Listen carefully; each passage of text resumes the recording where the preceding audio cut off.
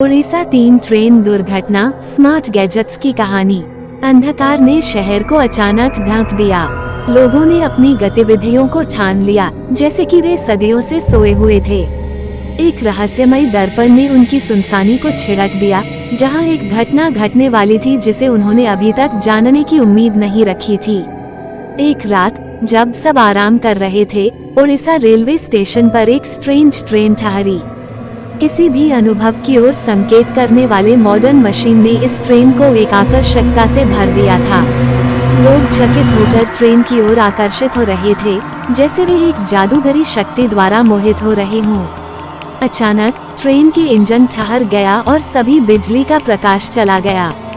उसके पीछे एक मालगाड़ी आ गई और उसके पीछे एक और पैसेंजर ट्रेन मिल गई। सभी चिंता में थे। जब लोग बाहर देखने निकले तो वे भयभीत हो गए। ट्रेन का मार्ग अजीबोगरीब आत्माओं के साथ दिखाई देने लगा। ट्रेन के रेल ट्रैक पर लोगों ने अव्यवस्थित चिन्हों को देखकर उनकी धड़कनें थम गईं। वे हैरानी में अपनी निगाहें घुमाते रहे, उम्मीद करते हुए कि यह एक रोचक और अद्भुत घटना होगी। लेकिन यहाँ तक कि वास्तविकता भी उनसे डरावनी थी। उन्होंने देखा कि ट्रेन के सभी दरवाजे बंद हो गए थे और ट्रेन के अंधकार में कोई व्यक्ति नजर नहीं आ रहा था। ट्रेन बिल्कुल खाली हो गई थी, जैसे किसी अद्भुत षड्यंत्र ने सभी को दूसरी दुनिया में ले जाने का निर्णय ले लिया हो।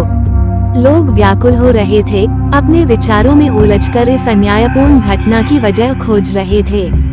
क्या यह कोई शैतानी खेल था? क्या इस ट्रेन ने सभी यात्रियों के अस्तित्व का कोई संकेत नहीं छोड़ा था? शहर के पास एक रहस्यमय मंदिर था, जिसे लोग गहरी आदर से मानते थे।